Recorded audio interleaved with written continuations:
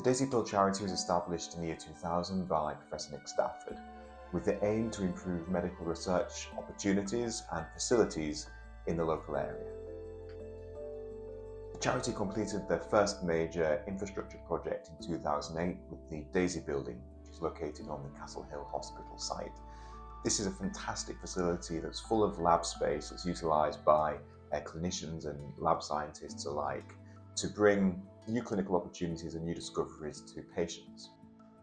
With this major achievement under their belt, the charity wanted to achieve more, and it did that by investing in a specific niche of diagnostic imaging called positron emission tomography, or PET imaging.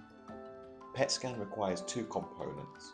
One is what we call a radiopharmaceutical, which is basically a radioactive drug that's injected into a patient, and the second is the PET scanner itself that allows us to see where that radioactive drug has gone within the body. Hull didn't have a PET scanner of its own, and it relied on a mobile scanner being brought into the area on the back of the lorry. That's until the charity decided to build the Jack Brignall PET-CT Scanning Centre, which opened in 2014.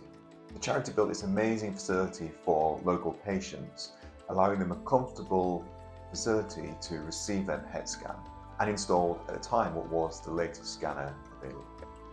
The Jack Brignall PET-CT Centre was a massive advancement for local patients because finally they had their first fixed site PET-CT scanner in the region. In the first year, the scanner performed about 1,500 scans.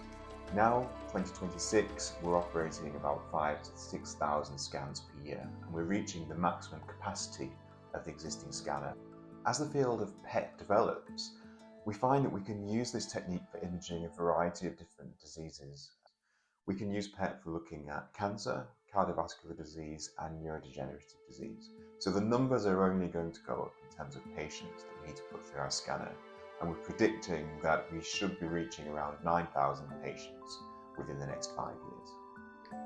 To meet the future demand, the charity is raising £3 million within the next 3 years to install one of the latest digital PET-CT scanners that will allow us to deliver more scans to more patients.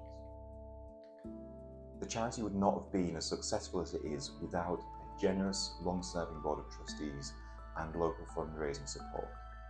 We continue to raise money for the digital PET-CT scanner, and we're a third of the way there already. Still got some way to go, and we'll continue our PR campaigns to raise awareness of why this scanner is so vitally important for our region and for the patients within. The scanner that we've selected is called Omni by GE Healthcare, and it has the latest detector technology, allowing us to get very high quality scans of our patients in a fraction of the time of conventional PET imaging. We really need to be in a position where we can meet the local demand for scanning, and therefore the Omni will allow us to have that capacity over the next 5 to 10 years to ensure that all of our patients can get the scans that they need. As I mentioned, PET requires radiopharmaceuticals, and the most commonly used radiopharmaceutical in standard care PET is called FDG. It's basically a radioactive version of sugar. It's an excellent radiopharmaceutical, but the research field has shown that the greater variety of different types of radiopharmaceuticals that we have access to, the greater clinical value there is to patients. It's a case of having the right tool for the right job. The charity's been incredibly forward-thinking in this regard, and it has brought into operation in 2024 the Molecular Imaging Research Centre, which is directly adjacent to the Jack Brignall PET-CT Scanning Centre. It is essentially a radiopharmaceutical manufacturing facility which has its own particle accelerator that's based right here in Hull. It is an incredibly unique facility.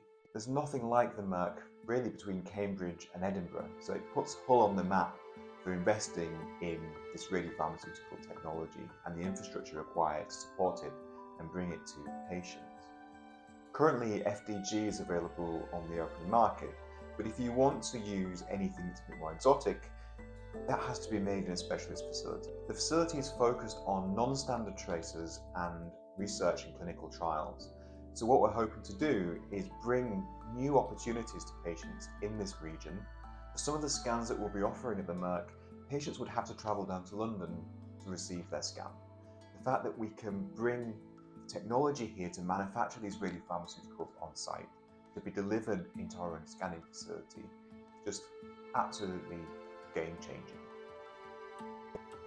So with the Molecular Imaging Research Centre producing the radiopharmaceuticals and the Jack Bridnell PET-CT Scanning Centre being the place where patients will receive their PET-CT scans with those radiopharmaceuticals themselves, I hope you can see that we've got some amazing infrastructure here, not just for research, but also bringing new clinical opportunities to patients in the region. This is also really good for Hull. Our researchers are all embedded into the UK PET chemistry community, which is a national community where PET centres around the UK, few and far between as they are, get together and share ideas and push the whole of the UK forward in terms of molecular imaging. But we're also very much linked into the international community as well. So things that we can develop here in Hull actually have the capabilities and the capacity to be disseminated out into the world. So we're doing fantastic work on the local scale, but also we have the potential for global impact. The Daisy Appeal charity makes a difference to patients' lives. I'll now leave you with some testimonials from some of our patients. Eventually, when it got to my appointment day, I went in and Claire at the time was my care nurse, and the doctor said to me, "You've got cancer." So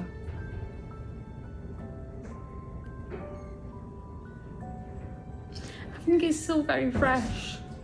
Even though I've got the all clear, I'm absolutely fine now. Just when you hear the words, it's very hard to hear the words when you've just had your 21st birthday. And that's like what you want. You want an exciting life.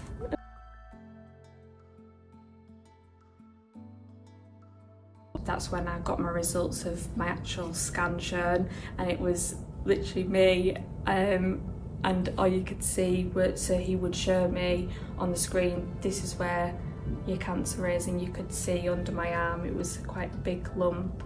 Yeah. You look at your scans after when the doctor shows you your scans, that's when you can see where the actual cancer is placed. Of course you can see your bladder where it's got wee in it, but you can see at the top where you could see a lump where the cancer was. But it was very clear on the picture, and he didn't need to zoom in more to see like the burns and stuff like that. It was just literally my body, and you could see the black ink of where the lump was. Yeah. When you hear of cancer when you have no history of it, when you have no one in your family who has had cancer, you think of it as this massive big thing that will kill you. So when I found out I had cancer, I'm like, that's it, I'm dead, I'm only 20 and I'm dead. So it was really scary, I think. I lost count eventually, but I had around between maybe 5 to 7 PET scans. I had one for my diagnosis, and my cancer wasn't as easy to get rid of. So with several types of chemos that I had to get a scan after every single one of them. So I don't count how many PET scans I had anymore, I counted how many chemotherapies didn't work. Because after each one I had to get a PET scan until my final one had worked and I didn't need it anymore.